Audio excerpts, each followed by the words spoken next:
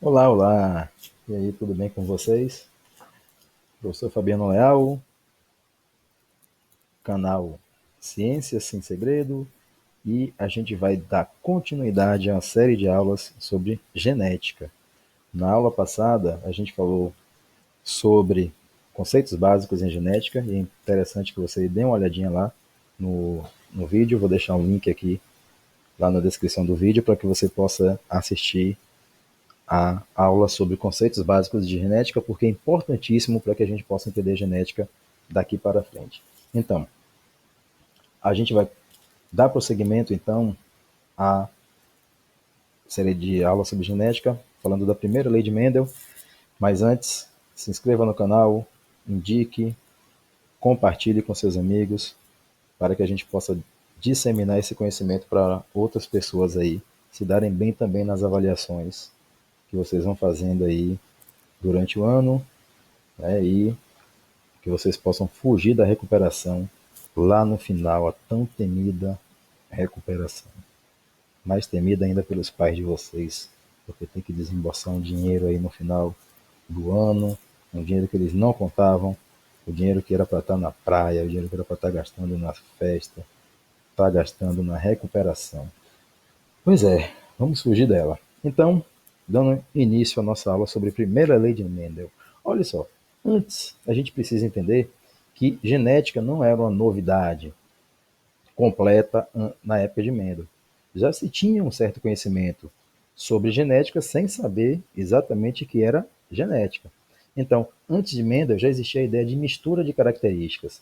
Lá nos anos de 1720, então século XVIII, no início do século XVIII, então pesquisas lá de um botânico alemão que eu não vou me atrever a falar esse nome, mas ele já sabe, ele deduzia o seguinte, de que se cruzássemos, por exemplo, plantas que dessem flores vermelhas com plantas que dessem flores azuis, determinava plantas com flores púrpuras, tendendo então a um violeta. Então o que é que acontece? Esse cara dizia o seguinte, que plantas, essas duas plantas aí, vermelhas e azuis, quando eram cruzadas, eram essas cores se uniam nos filhos, nas plantas filhas, e uma vez mais essa cor não poderia mais ser separada, como se você estivesse misturando uma tinta vermelha com uma tinta azul e dessa coloração púrpura, meio que azulada, e a partir daí você não conseguia mais separar o azul do vermelho. Então, essa era a ideia que se tinha antes de Mendel, a ideia de mistura de características. Então, o que é que ocorreu? Para a gente entender qual foi a novidade que Mendel trouxe para a gente, né? Para a gente não, que não era nascido, mas para a galera lá do início, né, da época, não na época dele ainda, mas após ele, principalmente, né, a gente tem que entender um pouquinho de quem foi Gregor Mendel. Mendel é o seguinte, primeiro, Mendel era ligado à Igreja Católica, como a gente já pode ver aí no peito dele pendurado uma cruz. Então, ele era da ordem dos agostinianos. Então, o que é que ocorre? Só que Mendel era um cara que era muito ligado a ciência, ele gostava muito, ele tinha uma curiosidade muito grande, fazia muito estudo com plantas. Então, o que é que ocorre? Ele era o supervisor dos jardins do mosteiro onde ele morava. Então, o que é que ocorre? Ele também, como ele era muito ligado a essa ideia de ciência, de estudos, né, um cara muito ligado em estudos, ele, ah, ele tentou fazer ingressar, na verdade, como professor na Universidade de Viena, na Áustria, só que ele foi rejeitado. A galera disse aqui, Mendel, aqui você não. Vá cuidar das suas plantinhas por lá, aqui ninguém quer você não. Mas Mendel era um cara muito persistente, então o que foi que ele fez? Ele continuou os estudos dele lá com as plantas lá no mosteiro, e aí o que foi que ocorreu? Ele fez um trabalho tão tão criterioso, que ganhou notoriedade, mas não na época dele, após a morte. Então, aqui só para a gente ilustrar, por exemplo, como era a organização lá do Jardim do Mosteiro, lá onde Mendel desenvolveu suas experiências com a ervilha e inaugurou uma, um ramo novo dentro da genética. Então, Tá aí, um pouquinho da história dele. Mendel tirava notas baixas em biologia, que na época eram ciências naturais. Não era reconhecido como cientista. Só que tudo mudou na vida, não, na morte de Mendel, porque após a morte dele é que ele foi reconhecido. Então, o que foi que ocorreu? Em 1900, três geneticistas que trabalhavam com plantas, que eu também não vou arriscar falar o nome desses caras, mas está aí o nome dos três. E aí o que é que acontece? E aí, principalmente esse último aqui, né? Misericórdia. Oh, Jesus Cristo. Olha só. Né? Então, o que é que ocorre? Eles fizeram estudos com plantas e citaram Mendel nos seus estudos. Então, repare como Mendel já começou a ganhar aí notoriedade.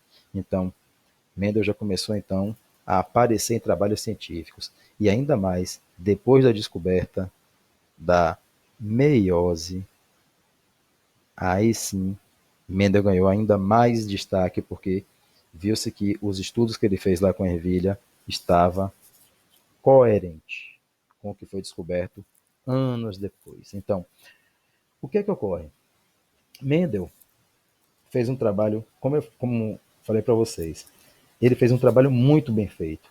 E uma das coisas, e aí vale a dica, viu? Por que é que Mendel conseguiu notoriedade mesmo após a morte dele? Ele faleceu, mas os trabalhos que ele desenvolveu ficaram para sempre. Então, por que isso, gente? Ó, porque entrou a matemática aqui, ó, nos trabalhos dele. Então, ele fez uma análise estatística dos resultados.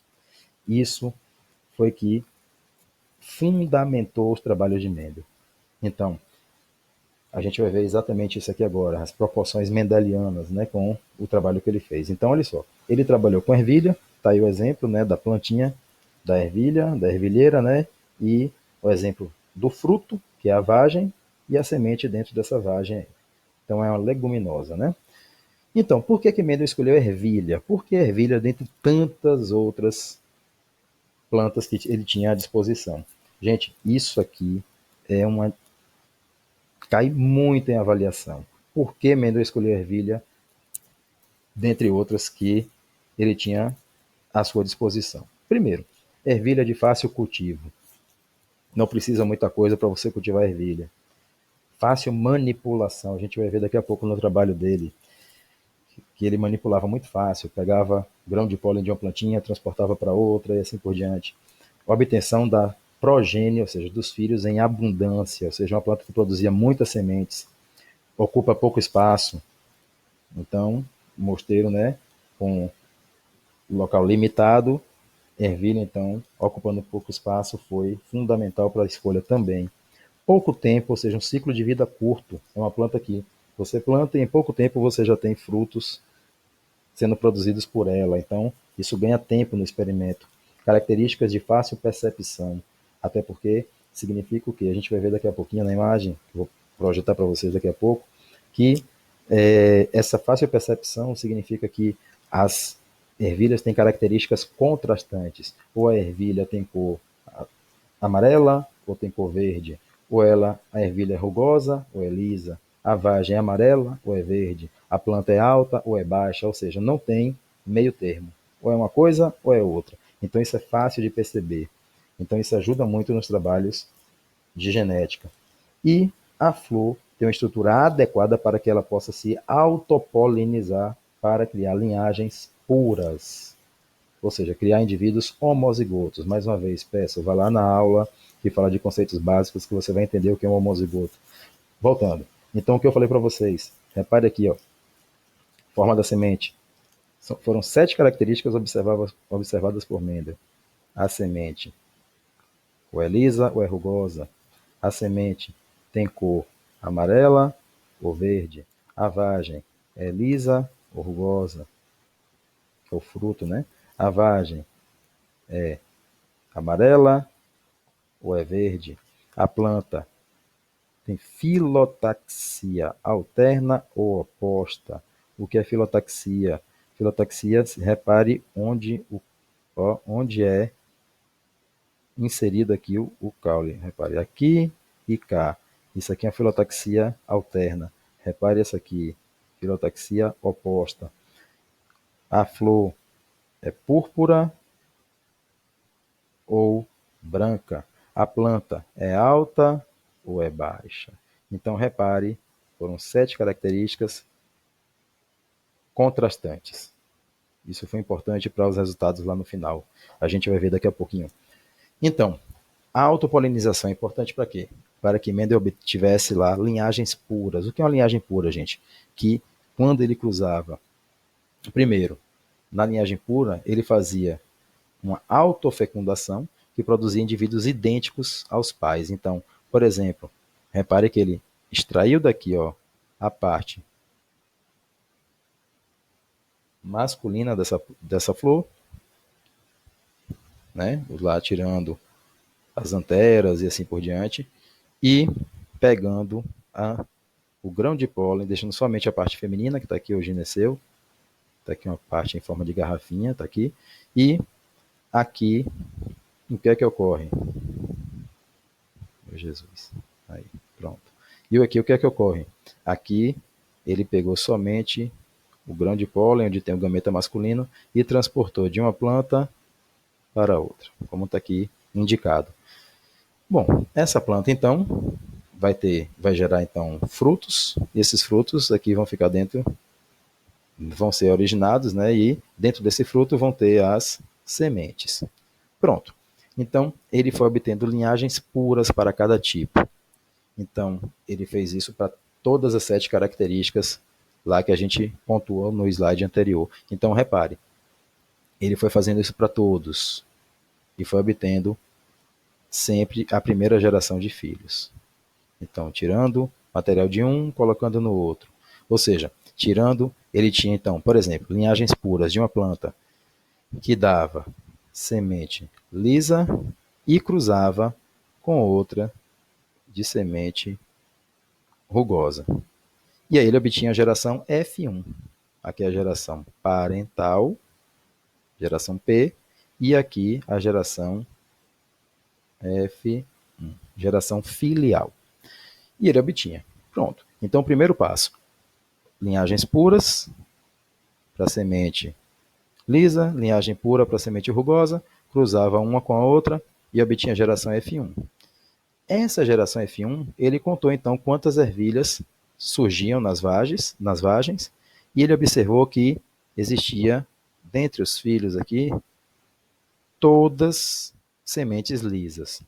Então repare que aqui você tem a lisa, ele cruzou com a rugosa, mas os filhos saíram todos lisos na geração F1.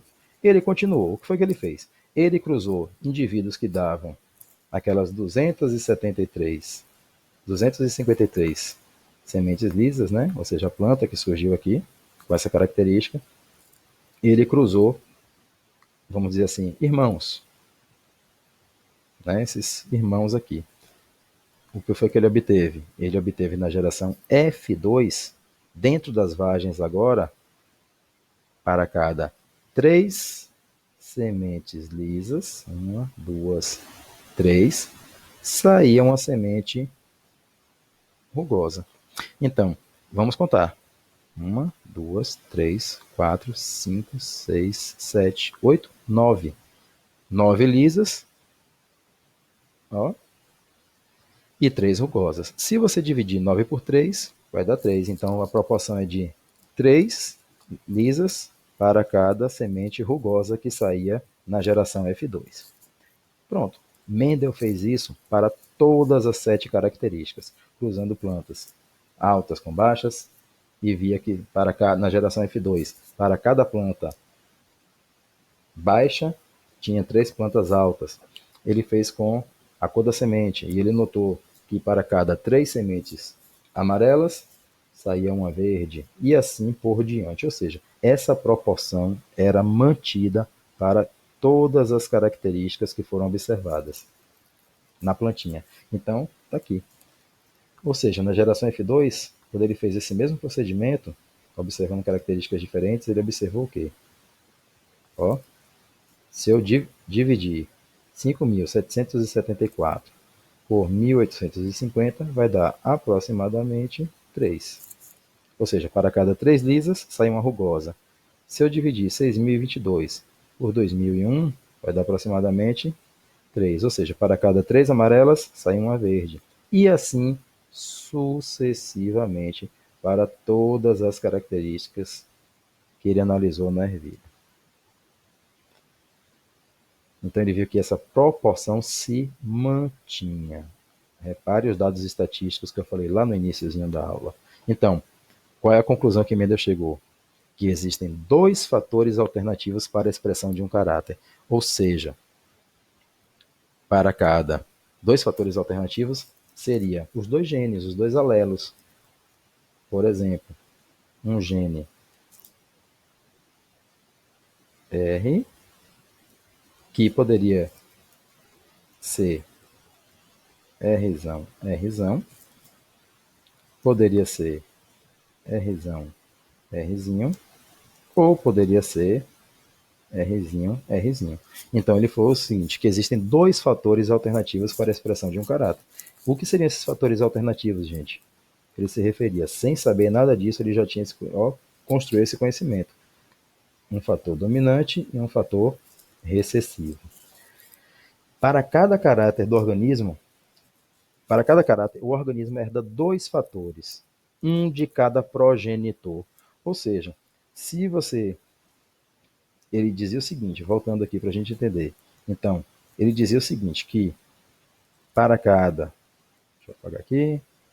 Por exemplo, aqui, para cada indivíduo, por exemplo, que tenha semente lisa,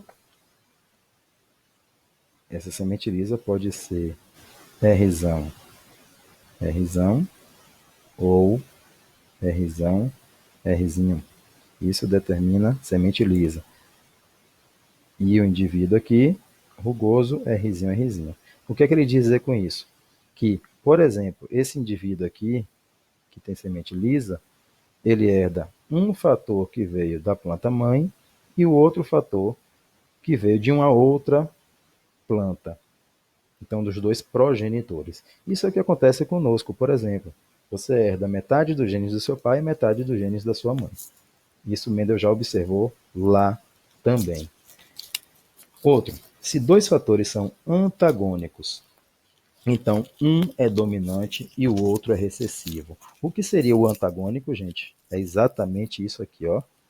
Um dominante e outro recessivo. Ele fala que quando tem dois diferentes, o antagônico seria isso.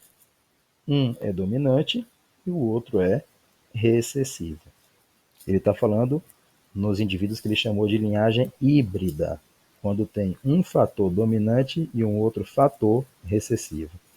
Outro, na formação dos gametas, os dois fatores se separam. Até porque, deixa eu trazer para cá, para a espécie humana, nós temos 46 cromossomos. Desses 46 cromossomos, deixa eu apagar aqui. Então, o que acontece? Desses 46 cromossomos que nós temos, nós sabemos que nós herdamos 23 do pai, 23 da mãe. Então, repare que os fatores, ou seja, os genes, têm que se separar, porque senão nós teríamos um número de cromossomos e número de genes cada vez maior, cada vez que você tiver filhos. Cada vez que a geração for aumentando, o número de cromossomos e de genes na espécie iriam também aumentando. Então, isso é importante para quê? Uma dica importante. Por que separar os fatores, ou seja, os genes, para formar a gameta é importante? Para manter o número constante de genes e de cromossomos na espécie. Tudo bem. Então, como eu falei para vocês lá no início, o que foi que fez com que Mendel ganhasse notoriedade, mesmo após a sua morte? Porque quando se descobriram o mecanismo da meiose, inclusive é o mecanismo que formam gametas, viu que Mendel estava certo, exatamente isso. Então, se lá os estudos de Morgan, né, que é um outro pesquisador que veio pós-Mendel, Morgan descobriu que os genes estavam nos cromossomos. E o que é que acontece? Viu que o que separava na formação dos gametas é exatamente os cromossomos. Para ir metade para cada gameta produzido. Então, ou seja, você tem aqui os alelos. Quem não sabe o que é alelo, vai lá na aula que fala sobre conceitos básicos em genética, que eu vou deixar a descrição aqui embaixo dessa aula, para que você possa ir para essa aula depois. Ou melhor, você assiste antes ela e depois você volta para cá, para que você possa entender melhor essa aula. Então, você tem um alelo para a semente lisa e você tem um alelo para a semente rugosa. Então, o que significa isso? Isso significa que aqui, por exemplo, tem um alelo Rzão e aqui tem um alelo Rzinho no outro cromossomo. Só que eles vão se separar quando formarem os gametas. Quando forma a gameta, esse cromossomo aqui vai levar o alelo Rzinho e o outro vai levar o alelo Rzão para outro cromossomo e assim por diante, para outra célula, né? E assim por diante, formada aí na meiose. Então, é exatamente isso. Ou seja, na primeira lei de Mendel, o que nós temos? Lembrando que ele analisou apenas uma característica por vez. Sim? Então, por exemplo, uma planta pura. Ó, por que aqui é pura? Porque é homozigoto.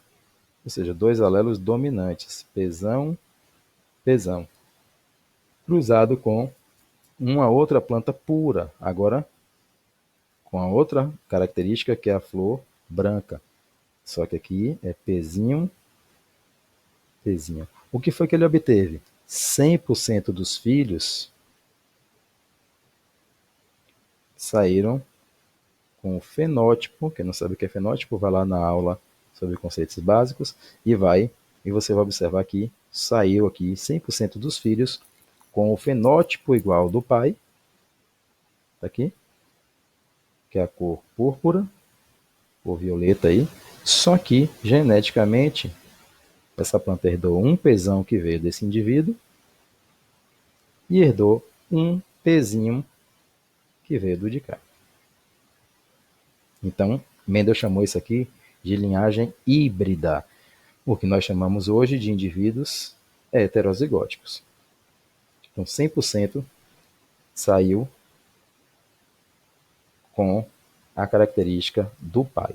Porém, o que é que acontece aqui, gente? Você tem aqui um indivíduo que é pesão, pesão, cruzado com um indivíduo que é pezinho, pezinho, e saiu um indivíduo pesão, pezinho.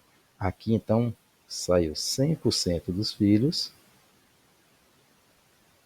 100%, pesão, pezinho, só que aqui é uma linhagem híbrida, ou heterozigoto. É exatamente isso que a gente fez aqui. Então você tem aqui um indivíduo, pezinho, né, para formar os gametas. A partir desse agora, aqui, que ele chamou de geração filial 1, que é aqui a F1, o que foi que ocorreu? Quando ele cruzou indivíduos que eram pesão, pezinho, cruzado com outros indivíduos, ou seja, entre irmãos, né? Pesão, pezinho, o que foi que ele obteve? Obteve isso aqui. Então, para formar os gametas, o que foi que houve? Você tem pesão, pezinho, tá aqui. Para formar gametas, o que é que ocorre? Tem que haver uma duplicação desse cromossomo. Tá aqui, o pesão duplicou, formou outro. O pezinho duplicou, formou outro. Isso é o processo de meiose. Aqui, você tem agora o seguinte. Essa célula, que é única, vai se separar, formando essa, vai formar essa, e essa aqui vai formar essa célula. E, posteriormente, o que é que ocorre? Uma nova separação de cromossomos. Mais uma vez, vai haver uma divisão aqui ao meio, ou seja, forma indivíduos aqui que vão ser, no caso, pesão, pesão, ou melhor, indivíduos que aqui vão se separar, esse vai formar esse, e esse forma o de cá.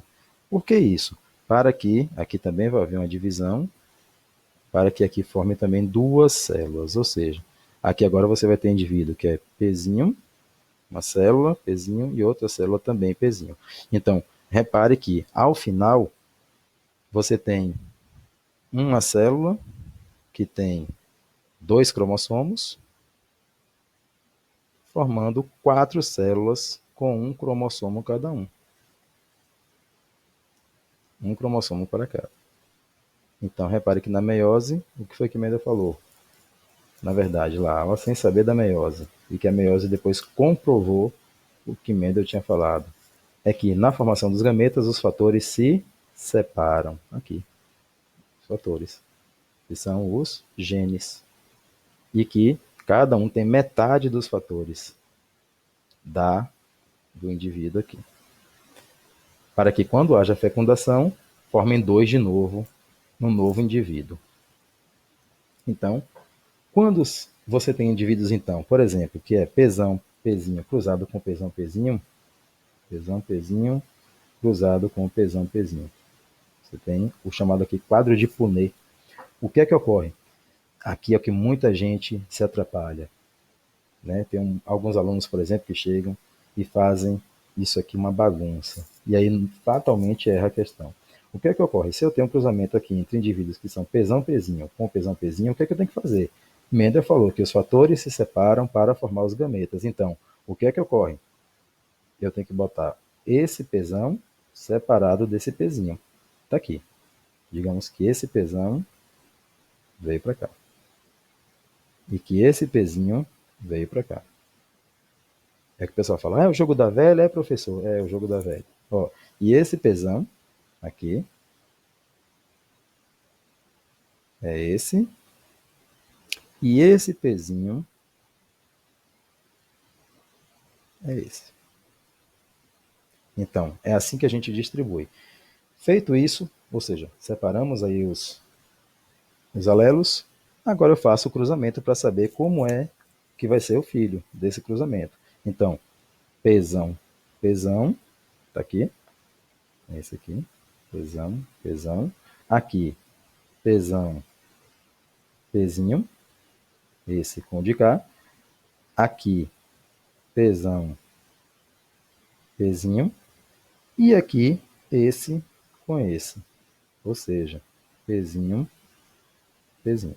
Então, qual é a proporção, gente? Isso aqui, qual é a proporção fenotípica, ou seja, o que você conseguiu ver aqui de diferente? A proporção fenotípica que eu achei 3 plantas com flores púrpuras para cada planta que saía com flor branca. Ou seja, 3 para 1.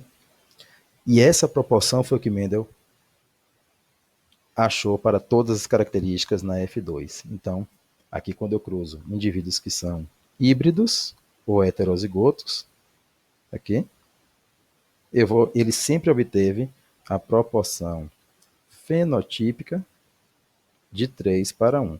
3 com característica dominante, que no caso aqui é a cor púrpura, porque apareceu mais vezes, para cada indivíduo que saía com a flor branca, que aqui era a característica recessiva. Tudo bem? Então, só mostrando as proporções que a gente acabou de ver para cada uma delas aqui. Tudo bem, galera? Então, a gente encerra aqui a aula que fala sobre a primeira lei de Mendel. Espero que vocês tenham gostado. Se você gostou, compartilhe com os amigos. Se você não gostou, indique aos inimigos. Mas não deixe de compartilhar conhecimento.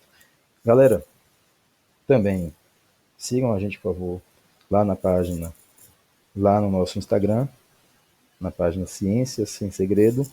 E aí, ajuda a gente lá, porque os vídeos são postados lá primeiro, na verdade, né? As novidades são postadas lá, para que a gente possa trazer para cá. Então, o que eu tenho intenção de fazer, novas aulas, primeiro eu posto lá, para que vocês saibam o que é que vai vir aqui no canal do YouTube. E não se esqueçam de se inscrever no canal também. Um grande abraço, um beijo a todos e até a próxima.